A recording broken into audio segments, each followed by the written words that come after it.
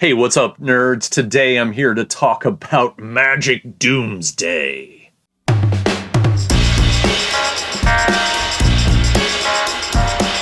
Today I'm here to talk about the fact that if all players had access to all the cards they wanted, it would spell the doom of Magic the Gathering.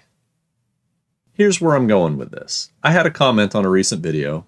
Let me refer to the comment so I make sure I don't misquote.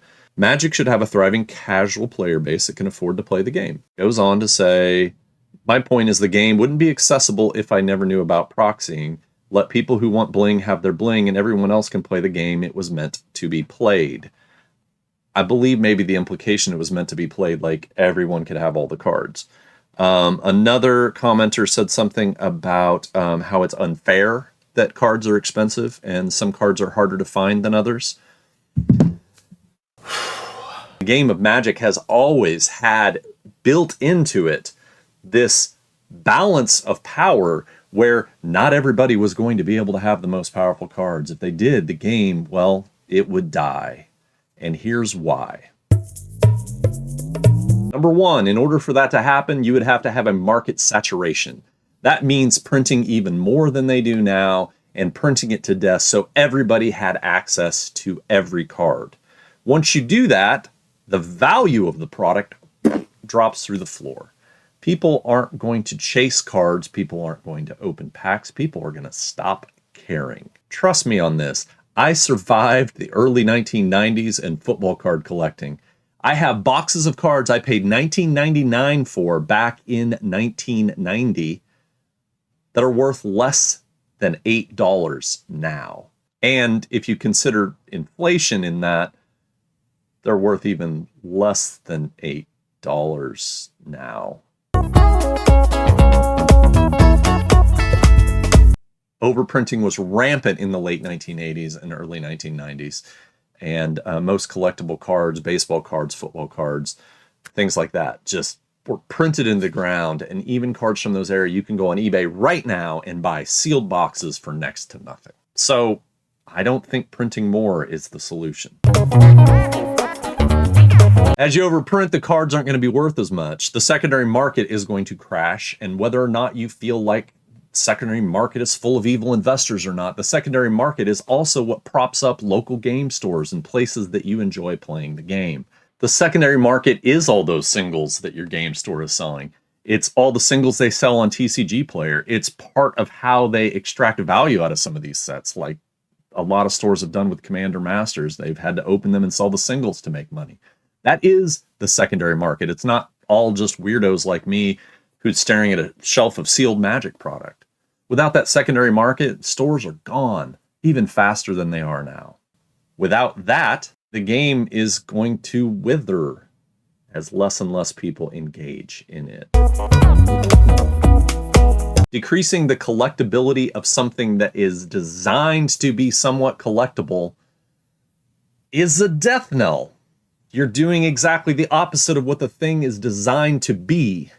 And whether or not you think this is fair, well, I'm sorry. The world's not fair. Part of what drives people to buy Magic and products like this, whether it's right or wrong, is that FOMO, that fear of missing out, that gambler's fallacy that the next pack I open is going to be the pack that has the chase card in it. And once that drive is gone, then what's the point? If everybody that scratched off a lottery ticket could get a free ticket when scratching off that ticket, but nothing higher than that, wouldn't they stop buying lottery tickets? Long term, this would all spell the doomsday of Magic the Gathering. I think Magic is already suffering because of overprinting. I mean, we're seeing that in the erosion of player confidence in sets like Commander Masters, both combination of overprinting coupled with the price of the product.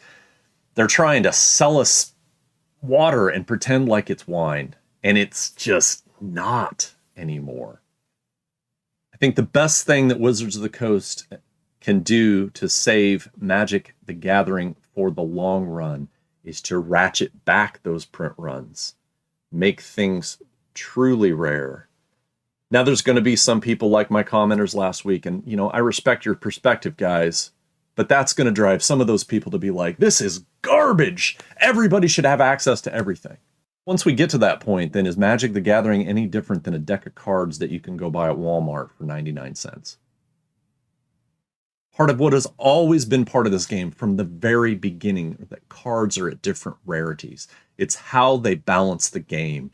It's how they drive people to buy more cards. I don't want Magic to die. I want people to be engaged. But feeling like everybody should have access to dual lands and fetch lands and everything like that, well, go ahead and proxy then. Because the game itself would be unwell if they printed everything to oblivion to make sure everyone can have the same thing. It's never been part of any collectible card game. Sorry, them's the facts. Feel free to hate on me or disagree with me in the comments, because I like a good dialogue. Have a great week, everyone. Coming up this week, I'm going to celebrate the impending release of the Wilds of Eldraine by opening an original Throne of Eldraine booster box. We'll see if I can wrap it all up in less than 20 minutes. Take care. See you soon. Look, there are cheaper ways to play Magic without having to buy all the ultra expensive chase cards. There's starter kits. There's the, I think, rather wonderful Game Night Free-for-All. There's 5 decks in here. There's going on eBay and buying, bulk lots of things. No, they're not going to be the best cards in the game.